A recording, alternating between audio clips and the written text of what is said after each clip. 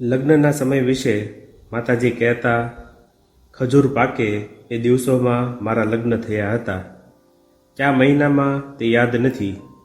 લગ્ન પછી 10 દિવસે કામરપુકુર ગઈ ત્યારે ત્યાં ખજૂર વીણ્યું હતું. કામરપુકુરના જમીનદાર ધર્મદાસ લાહેએ આવીને પૂછ્યું, આ દીકરી સાથે લગ્ન થયા છે?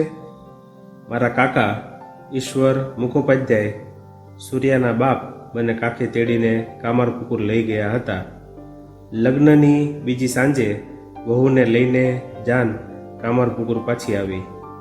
ચંદ્રામણી દેવી નવદંપતીને આશીર્વાદ આપી ઘેર લઈ આવ્યા.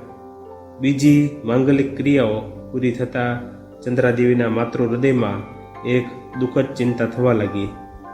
લગ્નમાં પલ્લું આપ્યું હતું તે સિવાય સમાજમાં માન રાખવા માટે ધર્મદાસ લાહાને ત્યાંથી કેટલાક ઘરેણાં લઈ આવીને વહુને શણગારવામાં આવી હતી.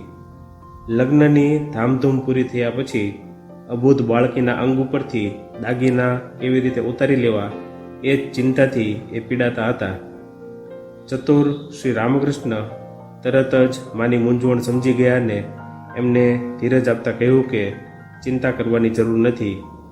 વહુ ઊંઘતી હશે ત્યારે હું પોતે ઘરેણાં ઉતારી આપીશ. અને ખરેખર બન્યું પણ એમ જ. એટલી બધી સાવધાનીથી એમણે ઘરેણાં કાઢ્યા કે માતાજીને ખબર પણ ન પડી.